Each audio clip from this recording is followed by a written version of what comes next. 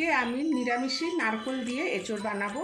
এঁচোড় বানাতে কি কি লাগছে, আমি আগে এঁচোড়টাকে অল্প নুন আর হলুদ দিয়ে ভাপ দিয়ে রেখে দিয়েছি।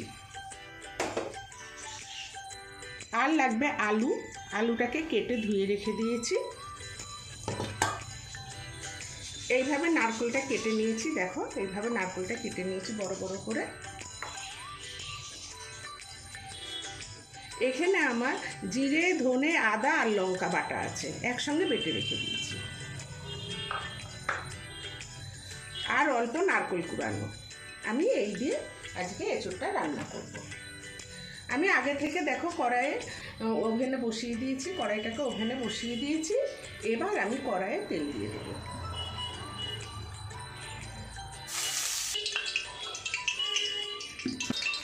তেজপাতা,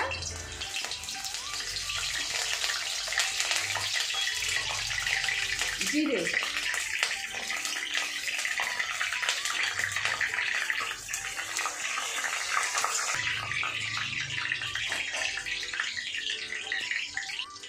এবার আমি নারকেলগুলো দিয়ে দেবো।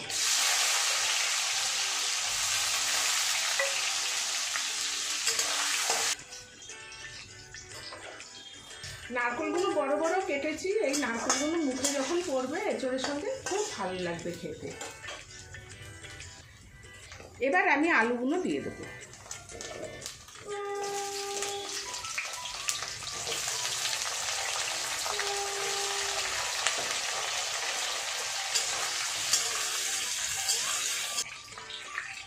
আলুতে অল্প নুন দিচ্ছি।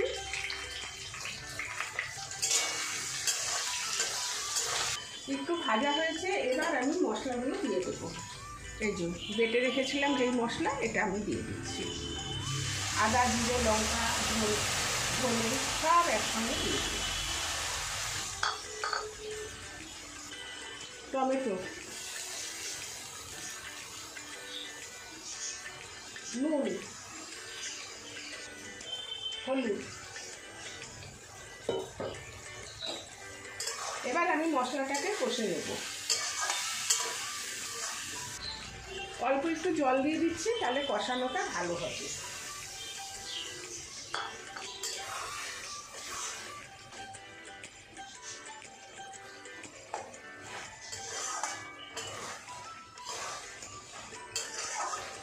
কষে এসছে, এবার আমি ভাপ দেওয়া এঁচোড়গুলো দিয়ে দিচ্ছি। এই যে আগে থেকে ভাপ দিয়ে নিয়েছি, এটা এবার দিয়ে কষাবো।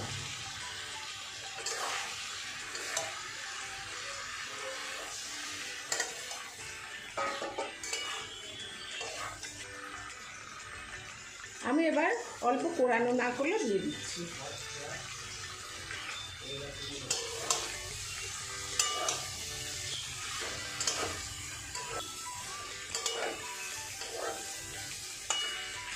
বন্ধুরা দেখো, আমার এঁচোড়টা কষানো হয়ে গেছে। আমি এবার গরম জল করে রেখে দিয়েছিলাম, এই জলটা এবার দিয়ে দেবো।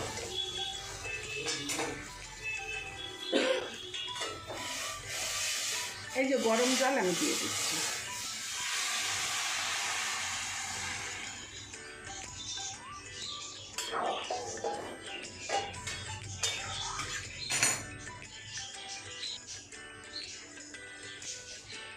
এবার মিষ্টি দিয়ে দিচ্ছি।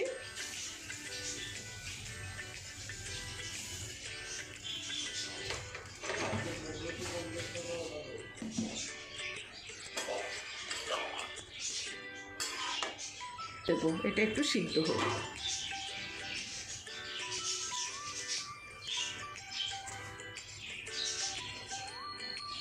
বন্ধুরা দেখো, এবার আমি ঢাকনাটা খুলে দেখি।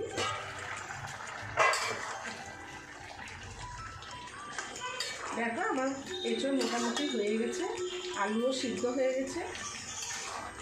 আমি এবার এঁচোড়টা নামিয়ে নেব ঘি গরম মশলা দিয়ে। গরম মশলা, ঘি, এই যে ঘি।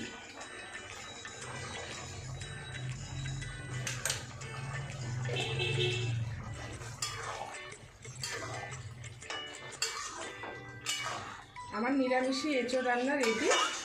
তোমাদের যদি এই রেসিপিটা ভালো লেগে থাকে তাহলে লাইক, শেয়ার, সাবস্ক্রাইব অবশ্যই করো, আর কমেন্ট করে জানিও তোমাদের এই রেসিপিটা কেমন লাগলো। ধন্যবাদ। আমি এবার এঁচোড়টাকে নামিয়ে নেবো।